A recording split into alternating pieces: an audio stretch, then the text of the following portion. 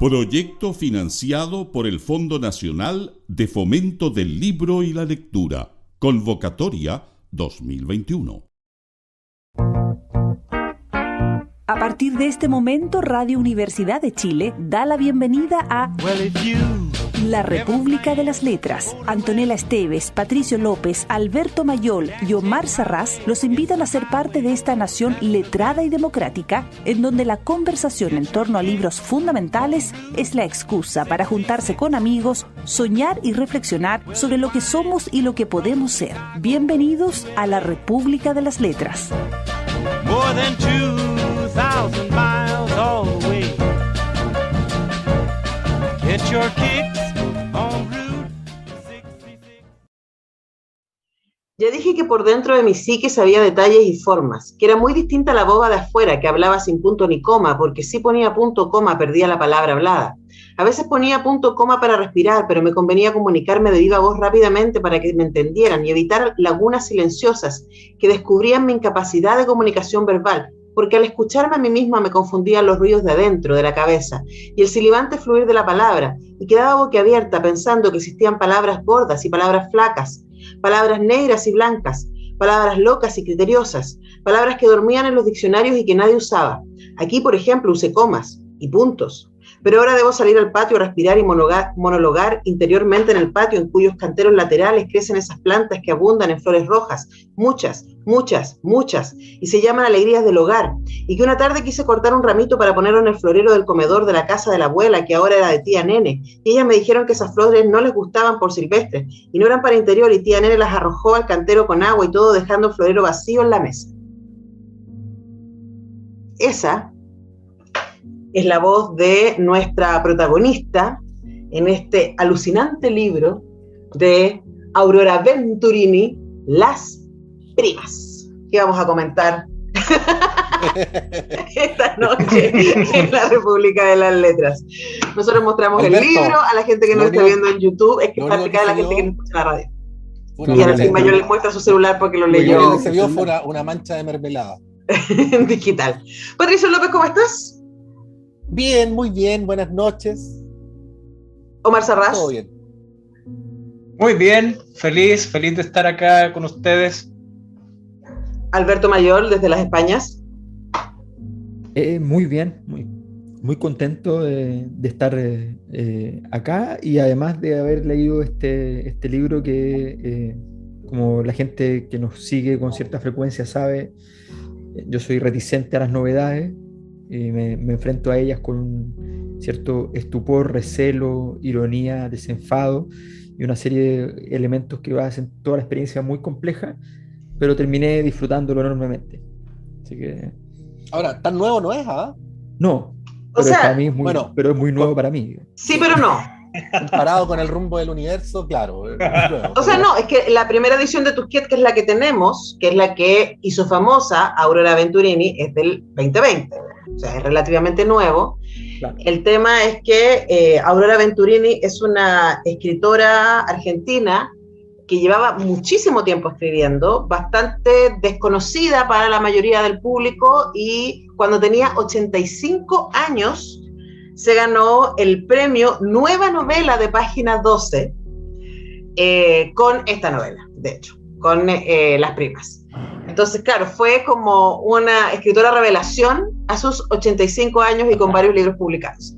Y además que con una historia que es todo lo contrario a su persona, entonces un personaje completamente distinto, y un personaje, una niña prácticamente, y descubierta tempranamente con su talento. Entonces es muy notable el parangón con la realidad. Está buenísimo.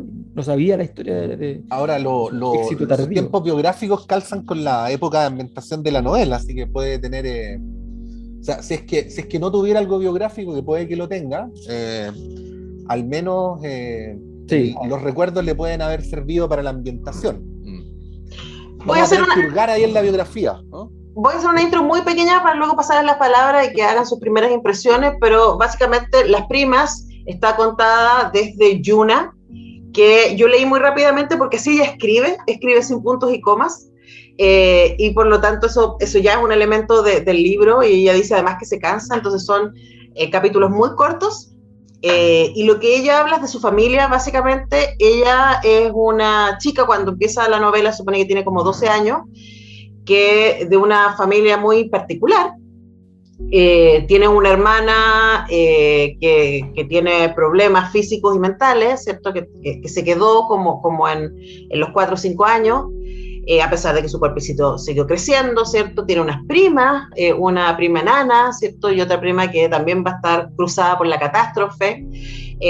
Tiene su mamá, que fue abandonada por su esposo, por el padre de estas mujeres, tempranamente. Tiene una tía bastante particular también, que es parte de la historia, ¿cierto? Entonces, ella describe mucho su familia y también el periplo para convertirse en una artista plástica muy destacada a partir de unos talleres que ella hizo de adolescente, y en donde un profesor descubre su talento y la impulsa a exponer. Y a partir de estas exposiciones ella se transforma de verdad en un nombre destacado de las artes en Buenos Aires. Y eso le da también cierta distancia crítica respecto al mundo en que ella habita. Y eso es básicamente lo que ella cuenta cosas bien terribles entre medio de lo que sucede en esta familia, y además con un tono muy, muy particular y con una escritura súper alucinante, diría yo, como para partir. Sí. Omar Sarraz. Disculpa, hay una cosa que muy cortita, que es el tema de la selección de la narración. Es bien llamativa, porque ella selecciona una narración que no tiene que ver con el narrador, o sea, con ella como escritora, sino que tiene que ver con el personaje. La narración está asociada al proceso del mismo personaje. El personaje está empezando a escribir. No es que no escriba con puntos y comas porque es una innovación. No escribe con puntos y comas porque es una niña que está empezando a escribir un libro, y por tanto su historia. Y por tanto, al escribir su historia no sabe usar bien los puntos y las comas. Y en la medida que el libro avanza, ella empieza a usar cada vez más los puntos y las comas, porque efectivamente empieza a aprender a escribir. Y en la medida que el libro avanza, empieza a usar más palabras que son más complejas y sofisticadas, todas las cuales las buscó y las leyó en el diccionario, y por tanto le pone entre paréntesis diccionario. Y cuando ya aprendió que existe la posibilidad de decir idem, le pone idem. Entonces, y entonces el ejercicio de la escritura empieza a tomar otros ribetes, pero tienes que hacer el camino de una escritura de niña a alguien que ya está madurando en el proceso. Y esa narración es el estilo narrativo que tiene la obra, que es un juego bien interesante.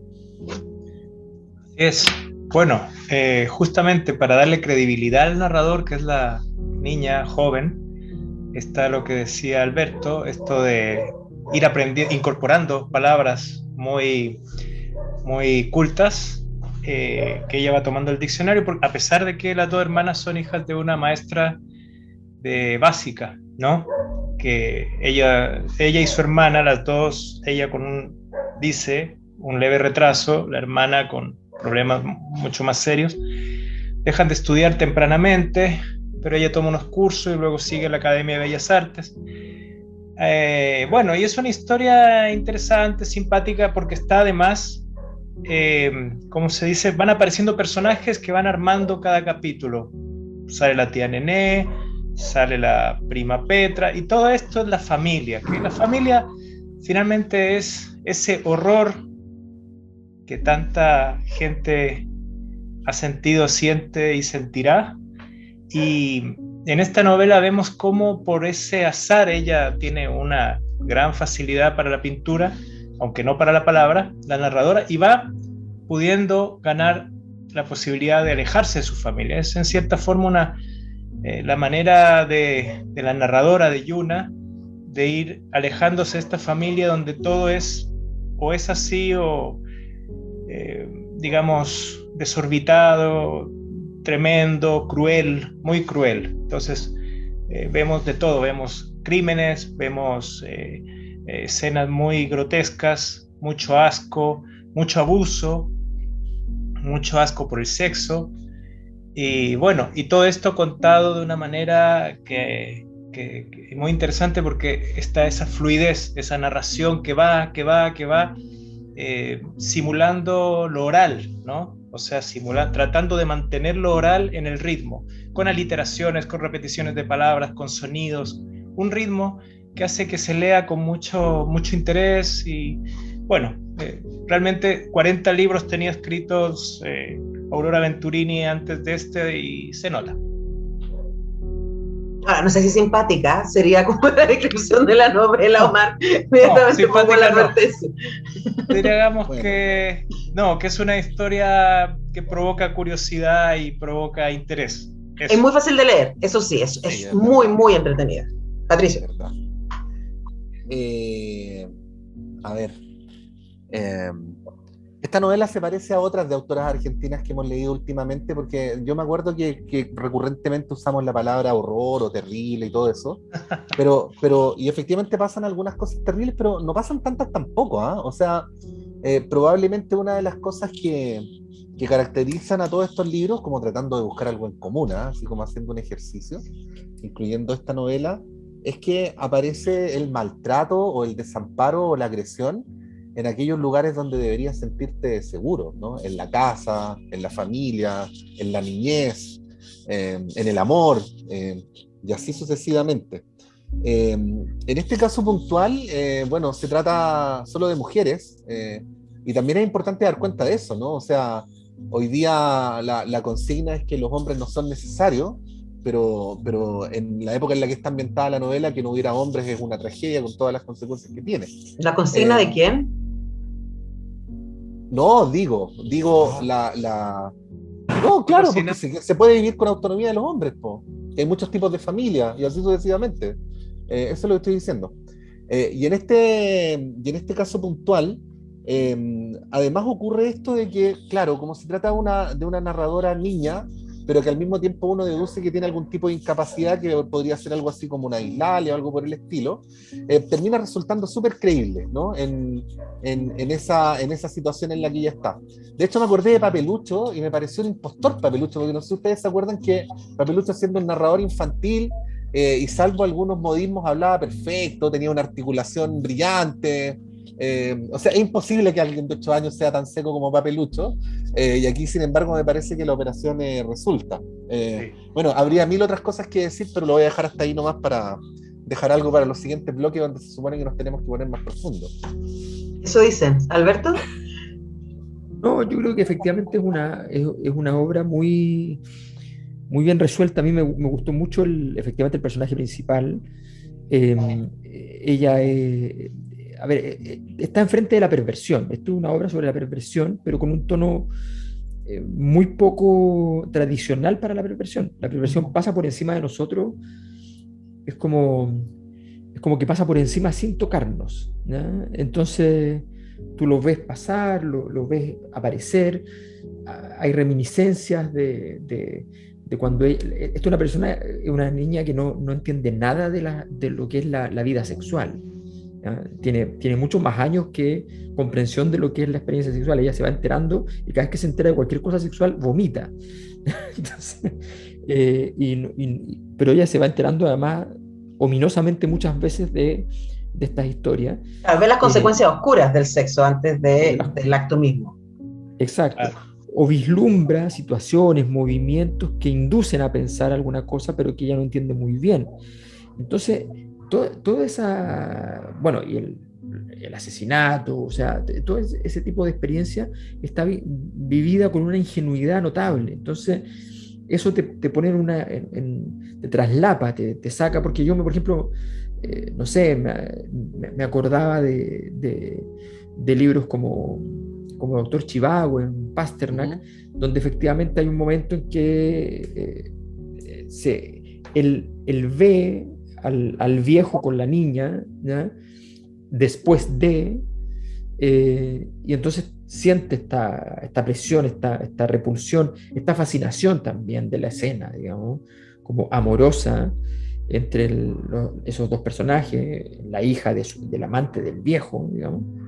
Entonces, bueno, esa escena aquí de alguna manera está citada cuando la protagonista está viendo entonces cómo algo está pasando entre dos personajes muy importantes para ellos, su prima y su profesor.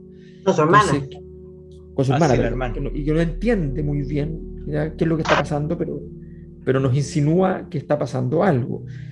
Bueno, y el profesor es un personaje muy notable, porque el profesor tiene la gracia de ser un personaje dual, o sea, es un malo no malo, porque todo lo que es ella se lo debe al profesor.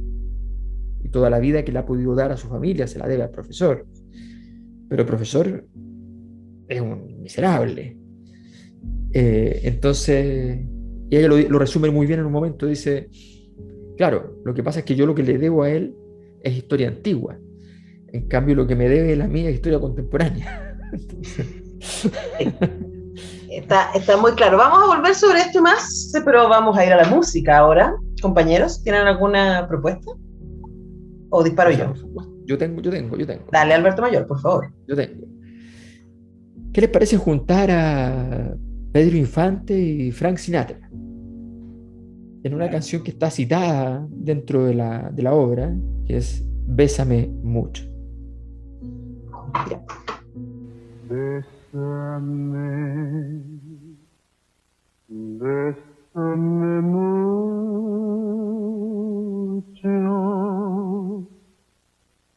Each time I cling to your kiss, I hear music divine.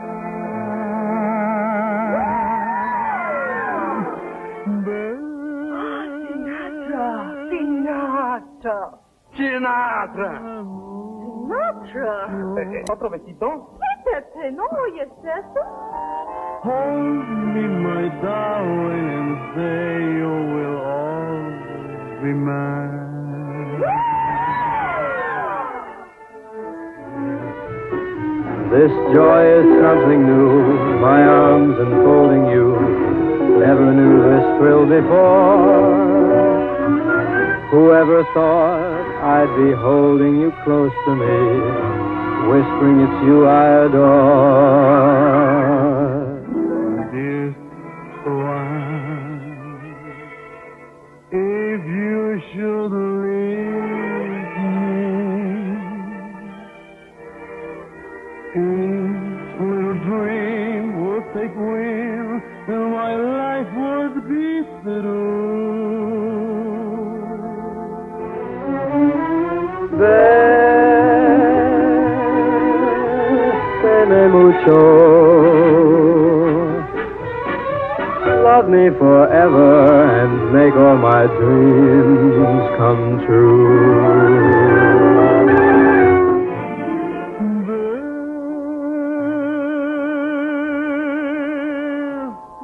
Bésame mucho.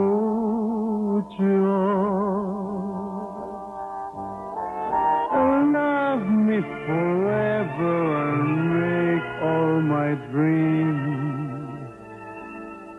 come true.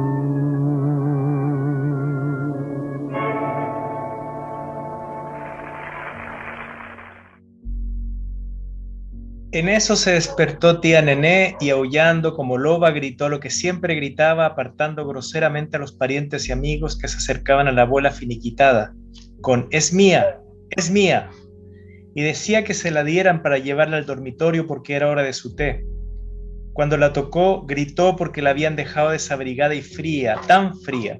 Después gritó que le faltaban los dientes. Dejó de llorar por abuela y lloró por los dientes que tenían ganchillos de oro.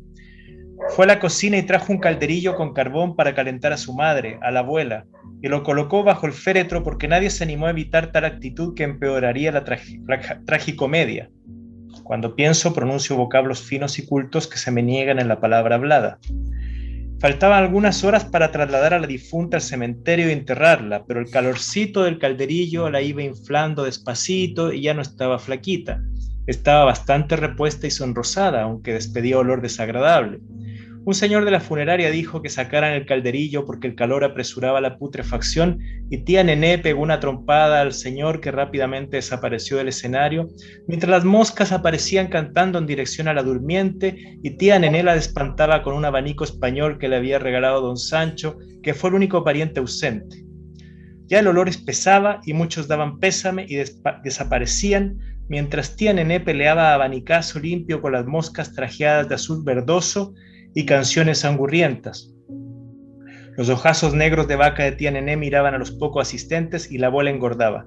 Tía Nené dijo: ¿ven qué repuesta está? La enfermera le aplicó un calmante y tía Nené volvió a caer en soponcio, que aprovecharon los funebreros para poner la tapa al ataúd de la abuela y echar matamoscas para mejorar el ambiente. Tía Nené, despabilada, quería ver a su madre, pero ya la habían tapado, y entonces se tiró al piso y golpeándose la cabeza contra las tablas insistía. Un sacerdote pidió que por ser hija tan fiel merecía el favor. Corrieron a penitas la tapa y tía Nené gritaba que la habían cambiado, que esa no era la cara de su querida mamá, sino la cara de un sapo. La enfermera volvió a dormirla. Cuando llegó la hora de trasladar al sapo abuela al cementerio, tía Nené fue al fondo de la casita y dijo: mamá, ya se llevan al sapo, ya podés salir. Estamos leyendo Las primas. Las primas de Aurora Venturini en este sábado. Lleno de esperanza.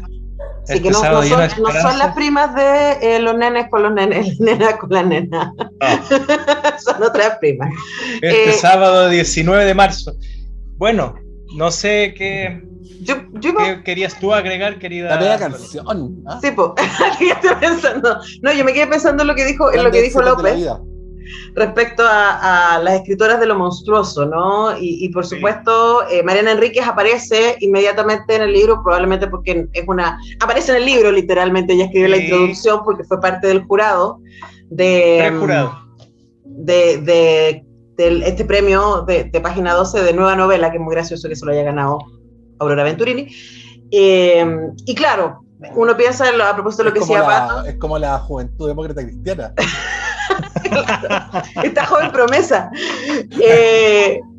Bueno, y claro, uno puede pensar inmediatamente en Mariana Enríquez, que la hemos leído, que a mí me vuela la cabeza, me encanta, y probablemente es como la escritora de lo monstruoso, pero también Samantha Schweblin, claramente. Pero sabes que este libro, más que ninguno, me recordó uno que nosotros leímos acá, hace muchos años atrás, Fruta podrida, de Lina Mervane. Me recordó mucho el tipo de atmósfera del libro, en donde de nuevo lo siniestro está en lo familiar, y los personajes hablan de aquello sin melodrama, porque efectivamente pasan cosas terribles. O sea, hay un aborto, hay violación, hay asesinatos, hay por supuesto abandonos, hay mucha violencia de género en el libro, además contado desde una mujer. Entonces hay como esta tensión entre las cosas son así y este es el mundo que nos tocó vivir, y por lo tanto no hay sobreénfasis respecto a lo terrible de esto, y quizás eso termina siendo más brutal para el lector o para la lectora, ¿no? Es como, me están pasando cosas terribles sin hacer énfasis en que es terrible, y ahí se produce quizás como un cortocircuito para quien está leyendo, porque es como, wow, pero esto que me está contando de verdad es muy terrible. No. Pero es que la vida cotidiana se te vuelve normal. O sea, a ver, guardando todas las proporciones, pero me ha tocado pensar en esto a propósito de que uno está volviendo en Chile, por lo menos, no, en España puede que sea distinto, pero está volviendo recién a una vida más o menos parecida como era antes de la pandemia, ¿no? Entonces, cuando uno vuelve a la rutina que tenía antes, a los lugares que tenía antes, a las interacciones físicas que tenía antes, uno dice: chuta, esta es la vida normal, no es la que estuve los últimos 2 años, que es una cosa completamente anómala, ¿no? Pero mientras uno la está viviendo, se termina acostumbrando y hasta le resulta cómoda, ¿no? Entonces, tiene también esto que es muy bueno, y que lo digo solo como una hipótesis más que temeraria, ¿eh? O sea, una hipótesis frágil tirada aquí encima de la mesa para que sea devorada por las hienas, ¿no? Que probablemente se entiende mejor cuando se ha vivido que cuando se ha imaginado, ¿no? Esto de que uno puede tener una infancia realmente terrible, pero que por haberla vivido y haber sobrevivido, la puede contar sin alarde. O sea, la vivió, punto. Si hoy día violaron a alguien y mañana lo violan de nuevo, bueno, la 4ª vez ya es como normal, ¿no?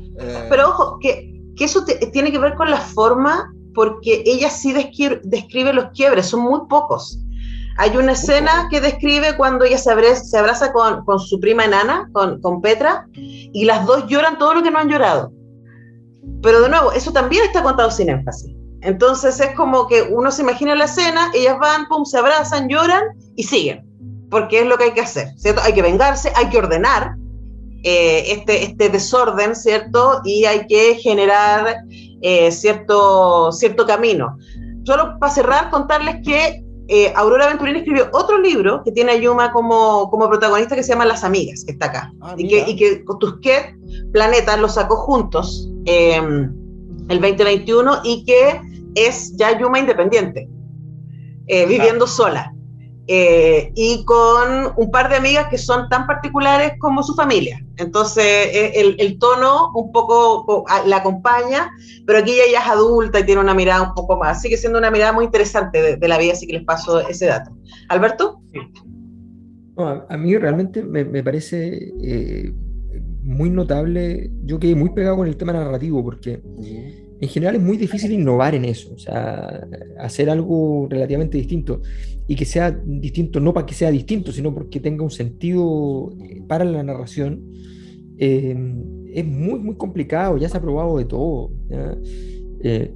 se ha suprimido todo, se ha exagerado de todo, es muy difícil, ¿ya? Es como el arte, la música contemporánea, ¿no? Que después de los compositores del siglo XVIII, el XIX y inicios del XX, los gallos del año 1950 empezaron a decir, bueno, cómo suenan los helicópteros, ¿ya? Cómo suena un tarro que cae, ¿ya? Y empezar a hacer una música completamente experimental. Empiezas a probar cosas ya por probar, y en la literatura eso es muy complicado, porque la experiencia tiene ciertas estructuraciones en nuestra mente. Y entonces, y uno está acostumbrado además a la novela, que es la novela como más propiamente narrativa, la novela que tiene algún elemento más poético, y de ahí para adelante uno empieza a ver ya cómo se abre el arbolito un poquito para distintas partes. Pero esto es bien llamativo, porque efectivamente consigue un efecto estético, o sea, la sensación ambigua de estar en presencia de esta normalidad de lo catastrófico, de este bestiario, de esta monstruosidad que son los personajes, donde la personaje principal, ojo, la personaje principal es medio incomprensible, porque a veces se describe a sí misma como alguien completamente bello, y a veces se describe a sí misma como alguien deforme. Entonces, bueno, es la chica de la corbata de Modigliani, así se describe. Así se describe muchas veces, pero también se describe como alguien que también, ¿ya?, está dentro de la estirpe maldita de su familia, ¿ya?, y también tiene ciertas deformidades. Entonces, son esas cosas bien complejas, donde hay un juego con el lector, que el lector no tiene que descifrar, sino que tiene que sentir la angustia, ¿ya?, de esta situación extraña, pero una angustia que no te encajona nunca. Cuando un escritor quiere angustiarte de verdad, te encajona, ¿no? Te mete en una caja y te aprieta. Ella no lo hace, te libera, pero te libera en el horror. Entonces es un ejercicio estético muy sofisticado, muy notable. Yo lo encontré bien potente, y más aún de una persona que normalmente los escritores tienen, no se hacen grandes escritores muy jóvenes, pero tampoco sobre los 75 años empezar o sea, ni siquiera hablo de empezar a hacer grandes obras a esa edad, tampoco es fácil. O sea, es una Ahora, yo no sé cuándo escribió Las Amigas. O sea, lo que sabemos que este premio lo gana a los 85 años, pero capaz que el libro haya estado guardado de antes. Siguió escribiendo. Sí, ¿cómo? Sí. Pato, ¿qué ibas a decir? No, qué importante decir, para quienes no sepan quién es la chica de la corbata de Modigliani, Antonella, que este movimiento del neorrealismo italiano, así es que es una película del año 53, más o menos contemporánea del Ladrón de Bicicletas, para que la... No, en este caso está hablando de Modigliani. Ya, ok. Solo quieres confundir, la gente tiene credibilidad, Patricio López. La gente te cree, y ahora la gente está diciendo, pero como Modigliani era un pintor, ¿cómo me está diciendo Pato? Si Pato López dice que es un director del neorrealismo italiano, es un director del neorrealismo italiano, y todos los libros de arte están mal, porque Pato López lo dice. Es cierto. Bueno, Omar Salas. Bueno, es que eso, lo que dice Alberto sobre la manera de escribir, esa falta de énfasis de la que hablabas también tú, Antonella, tiene que ver justamente con la inocencia del personaje, o sea, toda la estructura tiene que ver con lo que se está contando, la forma en la que está contado bien exigida, por eso, ¿no? Nadie pone énfasis en cosas que desconoce o que le parecen extrañas, las que ignora simplemente. Y bueno, y está esto ambientado en los años 30, Buenos Aires, van a comprar un momento a Gatti Chávez, está recién el peronismo o antes del peronismo, y hay que decir que, bueno, están todas esas teorías, también en algún momento del libro estas explicaciones de todo esto, o por el pecado, o por una enfermedad de un antepasado, estas maldiciones, esta infección de la sangre, esta cosa de que todas tienen algo monstruoso porque la sangre tiene una impureza que se transmite. La sífilis. Y claro, la sífilis, el pecado y la sífilis serán lo mismo viéndolo de diferentes puntos, pero eso también tiene que ver con el profundo catolicismo de Venturini, porque aparece mucho en el libro, ¿no? Este problema con, por ejemplo, los abortos, con la cuestión del sexo, el asco al sexo, incluso la creencia en el diablo. Investigando, hay una gran entrevista que le hizo Guerriero,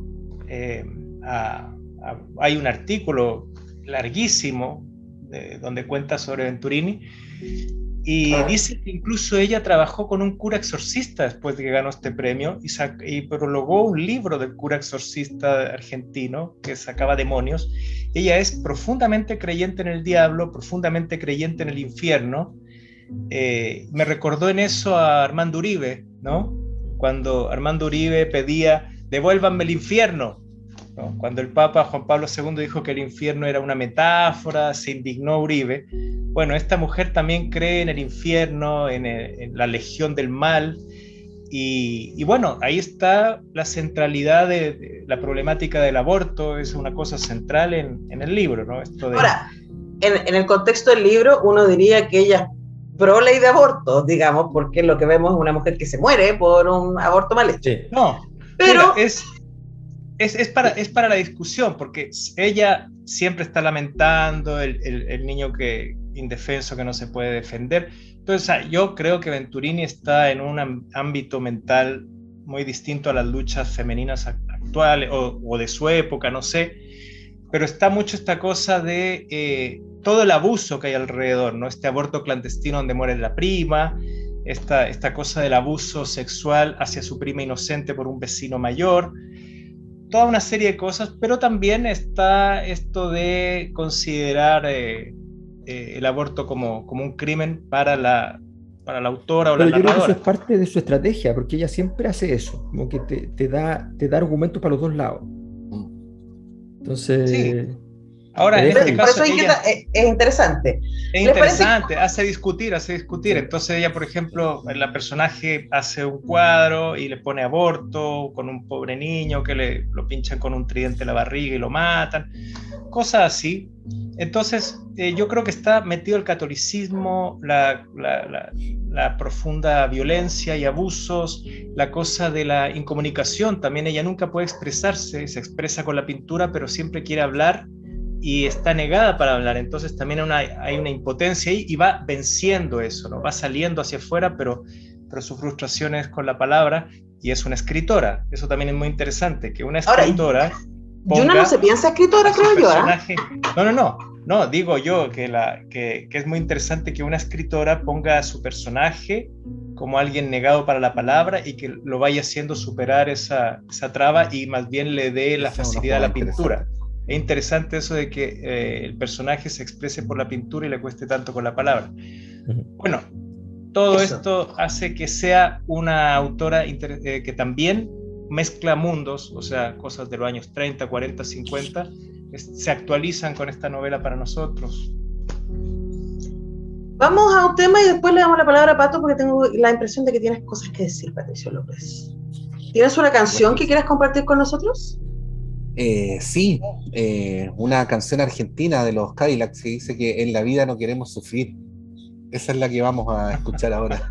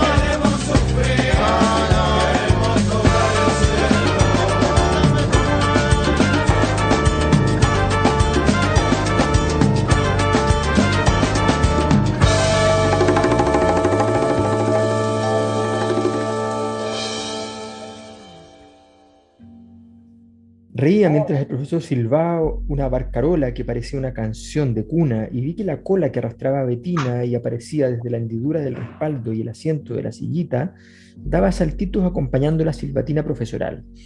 Es decir, bailaba, y en la mitad de la cola, que no es otra cosa que el alma que parecía haber detenido su crecimiento, llameaba una rosa roja como sangre, que aunque me da vergüenza, dado que siempre escribo con franqueza, no solo parecía, sino que era sangre de cotorra recién estrenada. Y me senté en el cordón de una vereda porque nunca pude suponer, nunca, que el profesor fuera capaz de accionar igual al hombre que ustedes saben y no deseo describir. ¿Pero acaso me dije, mi imaginación me juega un tramposo juego, y nada de eso era sino una pintura en el aire primaveral del crepúsculo perfumado y mareante, y decidí seguir mi camino y no decir nada a nadie, que para eso estaba entrenada en el caso de que ya conocen y que nunca volveré a repetir? Descanso, llegué a casa y me fui a mi pieza a terminar la pintura, y agregué 2 pies más y 2 ruedas que le precedían, y en mitad del motivo una gran rosa sangrante cuyos pétalos quemados por un calor maligno iban cayendo al azul lila del fondo. Ahora en mi pieza dormía también Petra, que ella misma, ayudada por un muchacho del barrio, había trasladado la cama a mi pieza y compartiríamos el ropero. También trajo una radio. Esta noche, en la República de las Letras, Aurora Venturini con Las Primas. Con Las Primas. Patricio López. Les iba a decir que mientras leía la novela me acordaba de esas pocas películas que uno ha visto en la vida, que no son aquellas películas que por lo general uno va a ver para salir con un sentido más optimista de la vida o más poético, y que te dan ganas de conversar con los amigos y de tomarte una copa, sino aquellas que están hechas especialmente para que te retuerzas en el asiento, para que lo pases mal y ojalá te vayas, ¿no? Voy a acordarme de 2 ejemplos nomás: la violación de Mónica Bellucci en Irreversible, y el monólogo de Roberto Farías en ¿cómo se llama esa película? La de los curas, El Clan. Que son 2 momentos donde no solamente lo pasé mal, sino que vi a varias personas retirarse de la sala, ¿no? Y son películas que te hacen sentir vivo, pero de otra manera. Las Primas se parecen parte a esas 2 escenas que acabo de descubrir, pero con una gran diferencia que hace todavía más sofisticada la operación, que es que lo hace sin alarde, ¿no? No te está diciendo que la vida es una mierda, ni está haciéndolo con demasiados recursos, simplemente te está contando cómo es su vida, ¿no? Y por el solo hecho de contar cómo es su vida, uno podría incluso sentirse perseguido, ¿no? O sentirse paranoico y decir: la narradora me estará queriendo decir por algún motivo de que en realidad mi vida es una vida burguesa donde no pasa nada realmente terrible, y sin embargo yo lo creo, porque los parámetros son otros, son parámetros de vidas que están completamente derruidas, pero donde sin embargo se logra llegar a vivir con una cierta sensación de normalidad, ¿no? Y uno se pregunta, bueno, ¿cuántas vidas hay así alrededor de nosotros? Porque tiendo a creer que a ninguno de nosotros nos han pasado cosas tan terribles como las que se describen en esta novela, y también en algunas otras, ¿no? Entonces hay un ejercicio ahí que es bien sofisticado y bien interesante, que es como de refregar, ¿no? Que a veces la vida no es como en ciertos lugares que uno no querría reconocer, pero que son nuestros lugares más confortables, con los parámetros de lo que es terrible y de lo que no es terrible. Sí, ahora ella está todo el rato, cuando se muere Corina, se muere su prima, a propósito, como consecuencia de este aborto clandestino, y todo el tiempo está diciendo, ella está en un lugar mejor. Pero lo dice sin dramatismo, ¿no? Entonces yo creo que eso es lo que golpea. No hay una escena terrible, melodramática, con violines, sino es como que la tira suavecita, tipo así como el niño la vino a buscar y ella está en un lugar mejor, etcétera. Cuando se muere la tía, cuando se muere la mamá, también es como ¡pum! Se murió. Cuando se muere la abuela, también la muerte misma, lo que es espectacular, entre comillas, es lo que leía Omar, ¿no? Que es el velorio. Pero la muerte misma, cada vez que aparece en escena, y aparece muchas veces, se mueren varios personajes a lo largo del libro, porque son varios años también, y tampoco hay énfasis en eso, es como parte con 12 años y termina la novela cuando tiene 20 y tantos. Es muy interesante el tema de la falta de énfasis, insisto, y lo que a uno le puede pasar como lector, lectora, frente a esta como está contado todo y quizás ahí están los puntos de las comas nomás. Está contado todo así como al mismo nivel. Y eso también es muy inquietante. Sí. Bueno, ¿se acuerdan que Saramago escribía sin puntos ni comas? Ah, sí, Saramago, y unos párrafos de 2 páginas. O de 6 incluso llegué a ver por ahí, ¿no? Claro. Pero esto es otra cosa, ¿no? Es lo mismo, pero al otro tiempo es otra cosa, sí. Sí. Bueno, ¿quiénes son las primas? Eso también creo que sería interesante decirlo, porque está Yuna y está Petra, me parece a mí que son las que le dan el título al libro, porque hay otras primas, está Karina que muere, está Bettina que podría ser prima de Petra, pero está Petra y Yuna. Petra, una enana, una mujer que le llega a la cintura a Yuna y que se dedica a la prostitución. Y Yuna, que es artista y que no es tomada en serio por su círculo inmediato, es objeto de muchas burlas y de, sobre todo, una falta de valoración de su madre y de los que están cerca, ¿no? Entonces, dos excluidas, dos que están fuera, o sea, qué sé yo, están fuera de lo que debe ser una joven, ¿no? Pero igual son las únicas mujeres, incluyendo a las madres, a las tías, etcétera, y por supuesto a las otras primas, que no son víctimas. Porque Petra defiende mucho que finalmente ella se prostituye porque quiere. Sí, sí, no es una prostitución por un motivo no está forzada, no, sino que es una elección y Petra, bueno, no puede hacer otra cosa que pintar, es una vocación.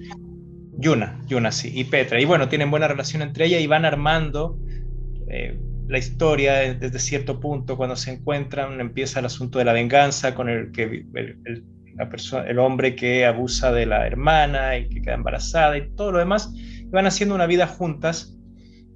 En ciertos momentos de la novela hay esta solidaridad, esta cercanía entre todas las mujeres, también la persona que trabaja en la casa, cuando acorralan al profesor que abusó de la hermana chica, de la hermana menor. Entonces es interesante ver que los personajes que de alguna forma se pueden salvar son los que están fuera de la ley o de la norma en su mundo, ¿no? En ese mundo, claro, artista y prostituta son las que son las mujeres libres mejor, son las que se manejan mejor, sí. Oye, tenemos que ir cerrando, porque estamos en la hora. Alberto Mayor, no sé si quieres agregar algo, además de hacer la mención de Clepsidra, por supuesto. No, sí, yo quiero agregar que bueno, hay varios personajes que nos quedaron fuera, porque la verdad es que el libro tiene varios desarrollos de personajes. Sí. Pero las figuras masculinas, evidentemente, por eso es complejo el libro, porque las figuras masculinas perfectamente cuadran con el esquema de más actual, donde las figuras masculinas son muy cuestionadas, o sea, son figuras banales, calentonas y qué sé yo, violentas, entonces completamente abusivas, hasta el hartazgo, abandonadoras, sí. Entonces eso está muy, muy marcado. Por eso es compleja la perspectiva, y la gracia que tiene también el libro es que no es obvio en ese enjambre, porque no es que uno diga, no, pero es que es un libro con el sello del feminismo, pero al mismo tiempo tiene muchos de los elementos de la escritura, de la narrativa en la órbita feminista. Así que eso también es bien llamativo. Bueno, nos queda mencionar a Clepsidra, José Pedro Alessandri, 94, cumplió 20 años Clepsidra. Por favor. Estos días. ¡Feliz cumpleaños, Clepsidra! Gracias. La única que tiene el escaparate de los sueños y luego un sótano para ir al infierno. O al menos para ir a buscar a Eurídice, depende de lo que usted quiera. Está bien, eso es bonito. Así que fantástico, y tiene la página web, libreriaclepsidra.cl, tiene Instagram, librería Clepsidra, tiene Facebook, y tiene el teléfono que está en la página web, y usted puede llamar y pedir, y en la página web usted puede pedir para que le llegue a su casita el libro, como hemos hecho tantas veces. Sí. Perfecto, bueno, con ese excelente dato nos despedimos. Cuídense mucho, gracias por estar, gracias por comentar, y nos vemos la próxima vez. Eso. Abrazo. Chau. Adiós.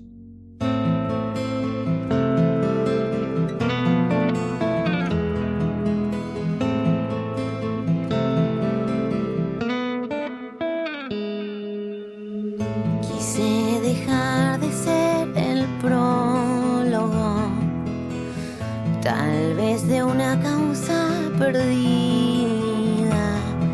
Sentí el calor que sienten los que brillan, pero hay en mí una pena que aniquila. Es el velo del pasado, como lanza al costado.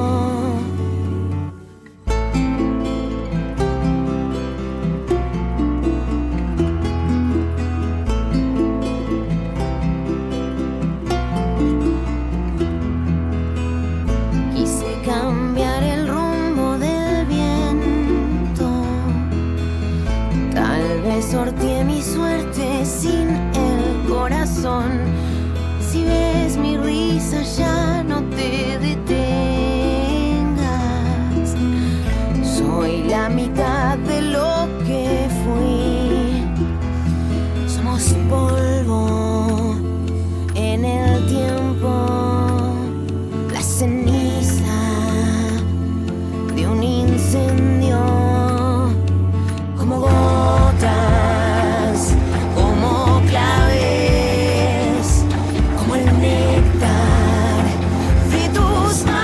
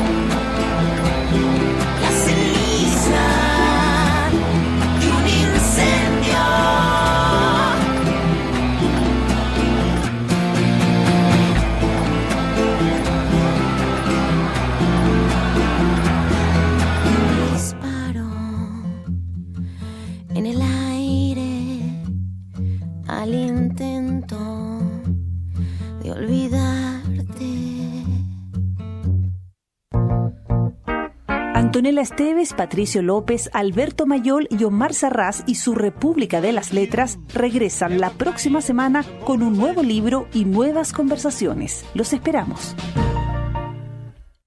Proyecto financiado por el Fondo Nacional de Fomento del Libro y la Lectura. Convocatoria 2021.